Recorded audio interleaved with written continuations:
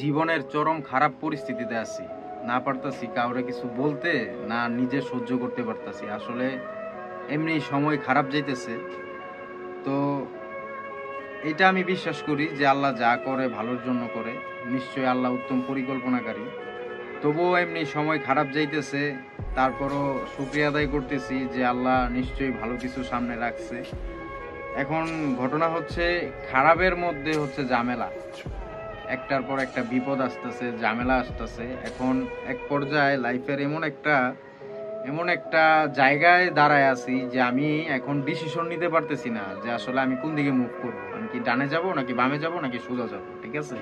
আমি আমার জীবনকে নিয়ে এমন এক চৌরাস্তার মধ্যে আছি যে চৌরাস্তার কোনো দিক নির্দেশনা আমার জানা নাই, যে আমি কোন রাস্তা দিয়ে বের হয়ে গেলে আমি সঠিক পথটা খুঁজে পাবো।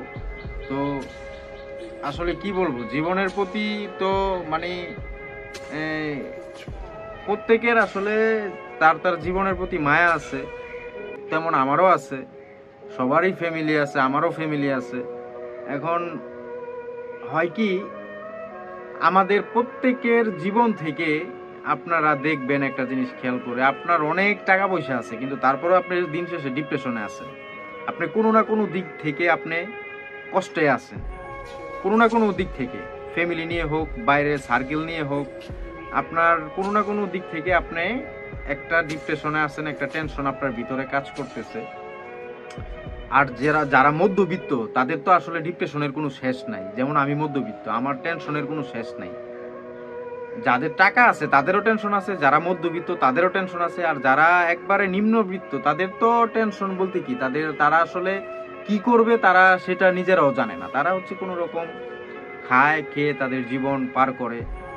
আর আমার যেই ব্যাপারটা, আমি আমার দিক থেকে বলি, আল্লাহ তাআলা আমাকে অনেক ভালো রাখছে। আমি কিভাবে বলতে পারি যে আমি ভালো আছি, আমাকে আল্লাহ তাআলা ভালো রাখছে? আমি এইভাবেই বলতে পারি, আল্লাহ আমাকে সুস্থ রাখছে, আমার হাত পাও সচল রাখছে, আমি সুন্দর মতন চলতে পারতাছি। আমি 3 বেলা আল্লাহ আমাকে খাওয়াইতেছে, আমার মাথার উপরে আমার ছাদ আছে।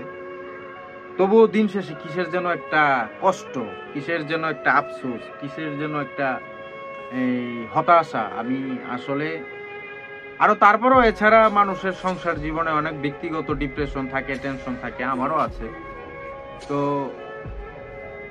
এই ডিপ্রেশন আসলে সবাই কাটায় উঠতে পারে না। এই ডিপ্রেশনে পড়ে আমি এখন যে সিচুয়েশনে আছি, আমি অধিকাংশ মানুষকে আমি দেখছি যে মানুষ সুসাইড করছে, মানুষ কি করছে, মানুষ আত্মহত্যা করছে, গলায় দড়ি দিছে, বিষ খাইছে, হ্যাঁ, যে কোনো না ভাবে তার প্রাণ দিয়ে দিছে। কিন্তু আমি মনে করি কি, যে আল্লাহ তাআলা আপনাকে কোনো না কোনো পরীক্ষা নিতেছে। আপনি অসুবিধায় পড়ছেন, সুবিধায় পড়ছেন, আপনার পরিস্থিতি খারাপ যাইতেছে, আল্লাহ তাআলা আপনার পরীক্ষা নিতেছে।